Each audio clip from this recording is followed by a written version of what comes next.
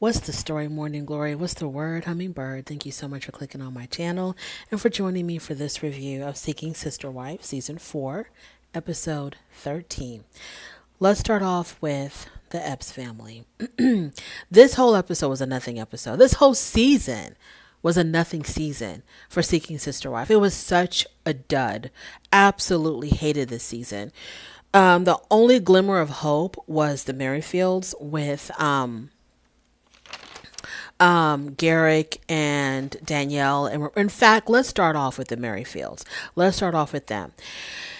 Okay, so this is their last day in Brazil, and they're having a discussion. They're at dinner, and they are talking about this whole situation of whether or not the Merrifields should be dating other people. I was confused about this whole entire conversation. The first part that confused me was actually from the last week's episode, when Danielle had told Garrick that Roberta had said that she had made it very clear that she did not want them to date anybody else. And Danielle was under the impression from Garrick that it was that Roberta was on board with them dating somebody else. And that was never cleared up, not to my satisfaction. It wasn't cleared up on whether or not Garrick had gotten the okay from Roberta if they could date other people. So already we can see that Roberta is slowly inching her way into taking control of these two people's lives. We already know that she's got Garrick under control, and we know how she's doing that, right? And Danielle doesn't have much of a backbone to really fight against Roberta, so it's going to be very easy for Roberta to take over control of Danielle.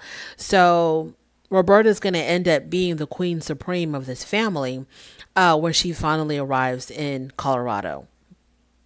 But anyways, it was never clear to me on whether or not Roberta actually gave Garrick the okay on whether or not they can date another woman. So Roberta was really upset about the fact that they were dating Leah and I clearly saw that Roberta had said, she said that I didn't want y'all to date someone else until I arrived in the United States. But y'all went ahead and did this without me being there. So she felt very left out. And then there's this whole discussion about Garrick and Leah kissing and being intimate. So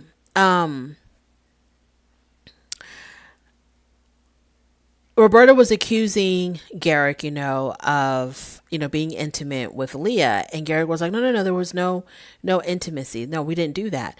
And Roberta was like, did you kiss her? Or you kissed her, right? Well, that's being intimate. Kissing is being intimate. I'm so confused about Leah and the Merrifields and Roberta and exactly what's going on. If I had to put it together, it appears that Roberta, point blank period, doesn't want them dating someone else without her being there in the United States. Why they thought that it was okay, I don't know. But they did do it because they had said that because she was dragging her feet, they felt like they have very low confidence in her actually showing up or wanting to come to the United States. So they were trying to move on with their lives. That's what I thought was going on.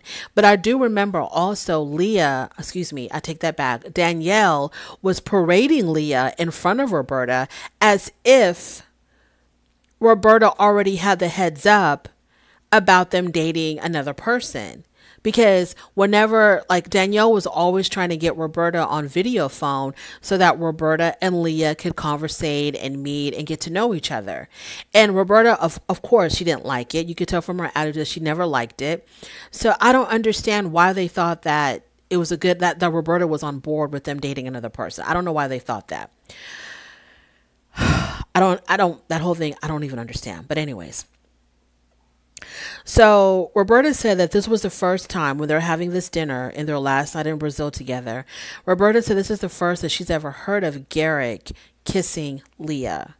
And so Roberta was very hurt by that. So she gets away from the table. She gets up and she walks away from the table to clear her thoughts because she was so overwhelmed about the whole thing about Garrick kissing Leah. So to me, it seems like in Roberta's mind, Garrick is her man. Garrick is her man. And she understands that she's in a plural relationship.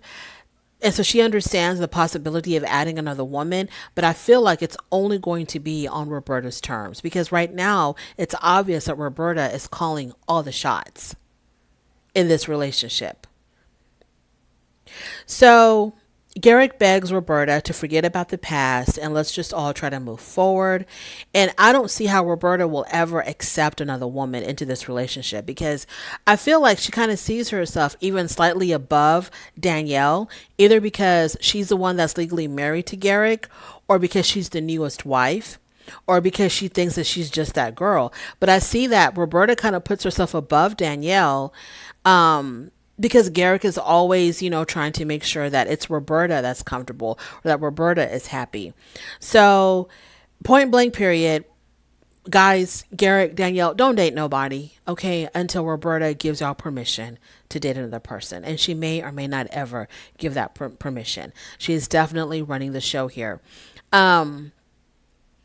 I'm just very worried that by the time, Roberta shows up in Colorado, I'm very worried that they're going to be pushing Danielle completely out. Danielle's going to end up in the damn basement somewhere while Garrick and Roberta and the kids are living it up, in the main house.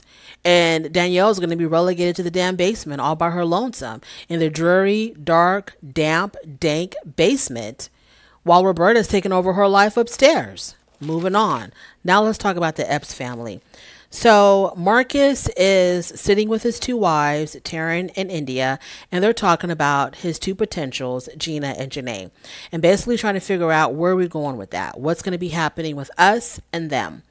The consensus is that they're not going to move forward with Gina because, I'm sorry, not Gina, Bina. They're not going to move forward with Bina because they said Bina she lives close to her son's father.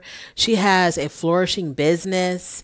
So, she's not going to be a good fit for them because, they can't really expect her to just, pack up her life and move to wherever the hell they're at while she's got all this other stuff going on in her home state. But y'all knew that from the beginning.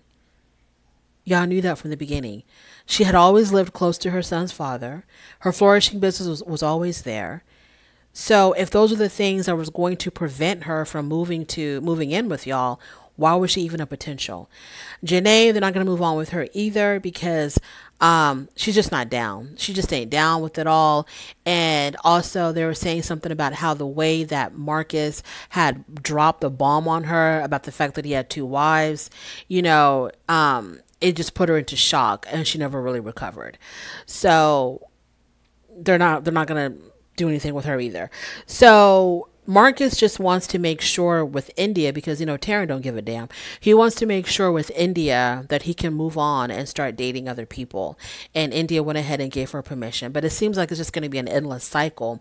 He's going to find somebody that he wants to date. She's going to become super possessive and controlling. He's going to want to explore his new potential. He's going to want to do all the things that people do when they're dating someone. And she's going to want to dictate who he can be with, how he can be with them, what time he needs to be home, what he can and cannot do. It just seems like it's going to be an endless cycle. She's saying yes now, but India, I don't think she's going to change her ways. And so if we're going to see them again, we're going to go through this again. Not interested in the Epps family because of the fact that, number one, there was so much missing. This man had 10 children in total. Never really talked about them. Didn't know anything about them. Whatever, didn't see them, nothing. And I think that should have played a major part in the people that he's dating, that he's got 10 kids. That's a major part of somebody's life, but it was never brought up on the show. And it was like, how can you just omit that? I'm not saying that Marcus omitted it. I know that the show omitted it. Well, how could you just keep that from us as the viewers, that he had 10 kids out there? And how is he getting along with the mothers of those 10 children? So nobody moved in. Nobody was even close to being a potential. We saw Bina a couple of times, then we never saw her again until the very end. Janae was always, wishy-washy, whatever the hell she was doing. Complete dud. The Epps family, complete dud. Ugh, awful. Because like I said, I'm spoiled when it comes to Seeking Sister Wife. I'm used to them meeting someone, getting to know them, and moving them in, and then watching the whole dynamic of how this family is going to be acclimated to one another, how they're going to move forward, with one another. How do things look like every single day when you've added a brand new wife into the mix? That's what I'm used to seeing. What was going on here was just a complete letdown. A complete letdown. The Foley family. I'm talking about snooze fest. I'm talking as if this is the last episode. I have no idea how many more episodes are left. This is episode 13. I have no idea. It might get better. Who knows? Foley family, so far, a snooze fest. Okay. Don't give a damn about Steve. Don't give a damn about Becky and Brenda. And I sure as hell don't give a damn about April. The most interesting person on this, for the Foley family, was the daughter Jada and her cute little, accent. She doesn't really pronounce her R's. That was like the most interesting thing about the Foleys. They're moving into their new house, and Steven asks Brenda, so are you ready to ask April to move in? And she's like, oh, I don't know. Girl, what do you mean you don't know? You're in a plural family. You're living a polygamous lifestyle. You said you and April are BFFs now. What the hell do you not know? April has met the kids. Y'all are getting along better. Not the kids. She's met one of the kids. What do you mean you don't know? Are we going to be doing this, or are we not going to be doing this? Otherwise, I don't want to see y'all ever again on my TV. The Davis family. This is the one that had a lot of potential. This was the one, I feel like they didn't give us enough of the Davis family, but the Davis family were on point. They were doing what this show is supposed to be doing. So Danielle meets up with her friend, and she tells her friend that, of course, the whole situation of, accepting the proposal and, being integrated into the Davis family. So she tells her friend, we're all going to be sleeping in one bed. And the friend is like, well, how is that going to work? And so she explains to her friend that, look, we're going to have to get a custom made bed to fit all of us. Then she talks about the logistics of how Marcus is going to spend, intimate time with each wife or whatever. So then Danielle reassures her friend that this is exactly what she wants. She's 100% sure that she wants to do this. And she is moving full steam ahead with joining into this family. So the friend asked her, well, what is the limit? How many more wives could there possibly be? And Danielle says, well, for sure, I know they want to add 2 more. And I think 2 more is the limit. Then they talk about Nick and his contribution or lack thereof. And Danielle says, well, he stays home all day. He doesn't work. He doesn't bring in any money at all. And so the friend was like, what's up with that? And so Danielle says, well, girl, don't worry about it because he contributes in other ways. He's at home. He's reading and writing all day long. He's gaining a whole bunch of knowledge. And he's going to be passing on this, tremendous knowledge to our children. And he's going to be passing it on to them all day long. He's going to be teaching them all day long. So the friend believes that Danielle is brainwashed.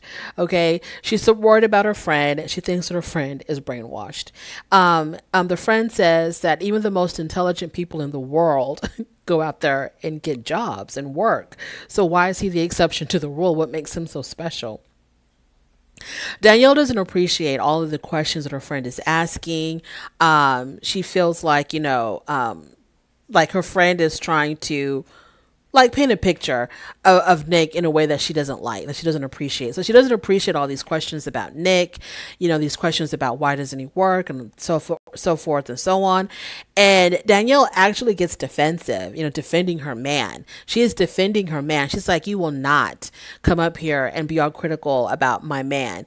He contributes with his knowledge. He doesn't contribute with paychecks. He doesn't contribute with cash or coins, but he contributes with his knowledge.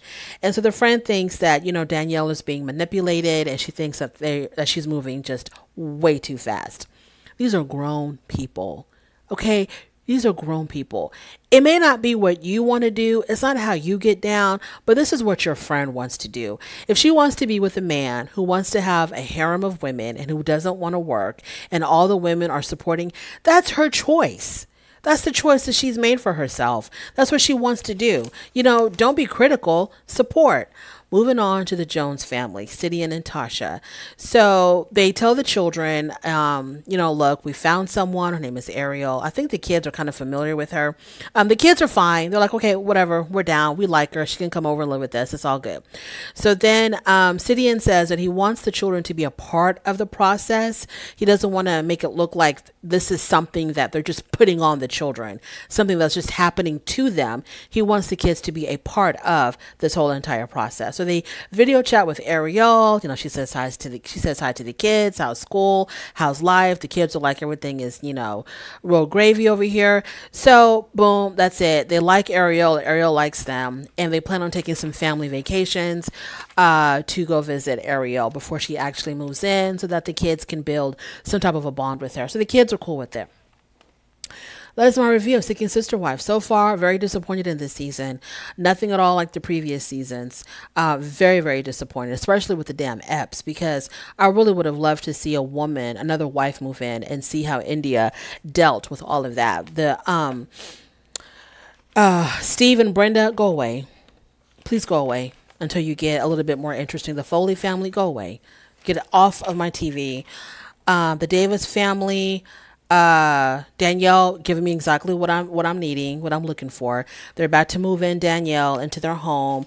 I really would like to see the day-to-day living of Danielle and the rest of the family and see how that goes. So I hope they come back if we don't see that this season. The Merrifields, this is the drama that I need. I cannot wait until Roberta shows up in Colorado, and I want to see what the day-to-day life is like with Garrick, Danielle, and Roberta. Thank you so much for joining me. I really do appreciate it. If you made it this far, I appreciate it. Please don't forget to rate the video on your way out. And if you like this content, please subscribe, and I will definitely talk to you later. Bye.